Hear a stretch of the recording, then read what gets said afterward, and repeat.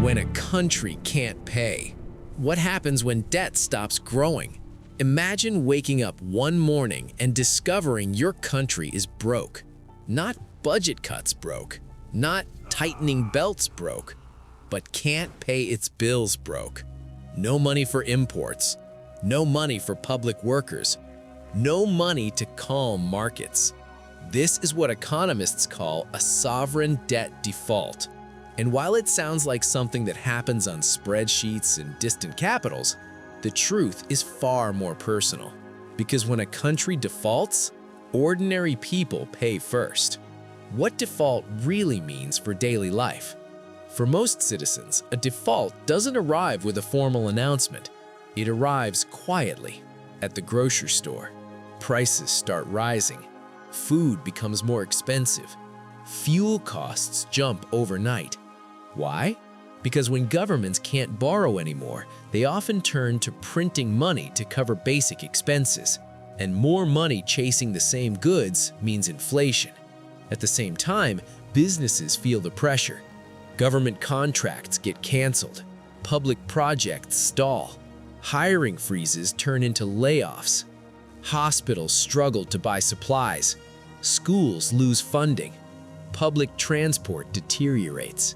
And slowly, daily life becomes more fragile, not because people suddenly forgot how to work or innovate, but because the financial system stopped working for them. Why countries can't just declare bankruptcy? Here's the surprising part. A country can't declare bankruptcy the way a company or individual can. There's no global court that forces creditors to accept losses. No reset button. Instead, governments must negotiate, often painfully, with everyone they owe money to. This process is called debt restructuring. It means rewriting the rules, paying loans back over longer periods, reducing interest rates, or sometimes writing off part of the debt entirely. But this only works if creditors agree, and agreement is where things get complicated. Enter the IMF and World Bank. When a country defaults, one of the first calls usually goes to the International Monetary Fund. The IMF works alongside the World Bank to assess the country's finances, design an economic recovery plan, provide emergency funding to stabilize the situation. But IMF support isn't free money. It comes with conditions, reforms aimed at restoring trust, balancing budgets, and reassuring creditors that the country won't default again. For governments under political pressure, these negotiations can be brutal. Raise taxes or cut spending, protect social programs or stabilize currency. There are no painful options. Why debt negotiations are harder than ever? In the 1990s, debt crises were easier to manage, relatively speaking. Most debt was owed to other governments, multilateral banks like the World Bank. These lenders coordinated through groups like the Paris Club, making negotiations more predictable. Commercial banks negotiated together through the London Club. But the world has changed. Today, many countries borrow by issuing foreign currency bonds, sold on global markets to private investors. These investors are spread across countries, have different risk tolerances, and often don't want to cooperate. At the same time, China has emerged as a major lender, financing infrastructure across Africa, Asia, and Latin America through its Belt and Road Initiative.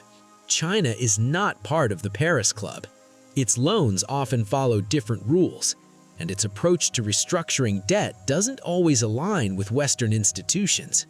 Now imagine trying to renegotiate debt with governments, global banks, private hedge funds, and China, all at once. Why everyone disagrees? In theory, all creditors want a country to recover. In practice, each wants to lose the least amount of money. Some refuse concessions unless everyone else agrees. Others worry that forgiven money will just pay off another lender. China has argued that multilateral development banks should also accept losses, something those institutions resist since their low-interest model depends on full repayment. Private creditors often don't disclose full loan details, making negotiations even murkier. And sometimes creditors don't trust the IMF's economic forecasts. The result?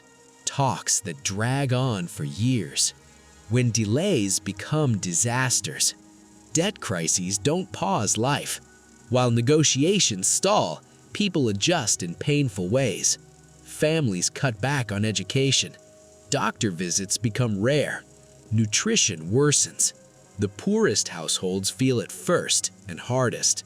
Studies of over 130 sovereign debt faults show that even a decade later, countries suffer measurable losses. Lower life expectancy, higher infant mortality, slower economic growth.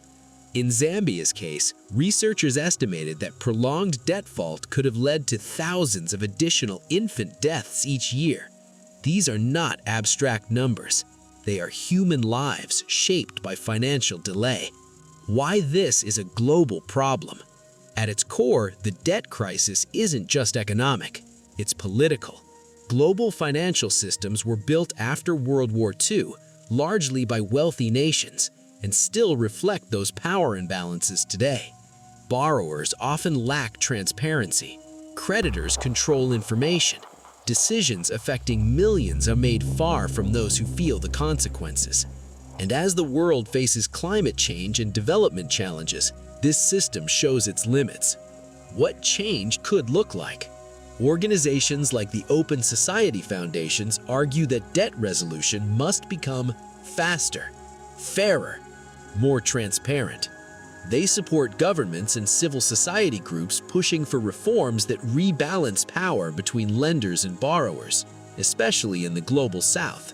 Because without change, future crises will repeat the same pattern: delayed relief, deepened poverty, lost potential.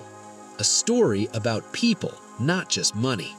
When a country defaults, it's easy to talk about numbers, but behind every percentage point are people, students, parents, workers, trying to build meaningful lives.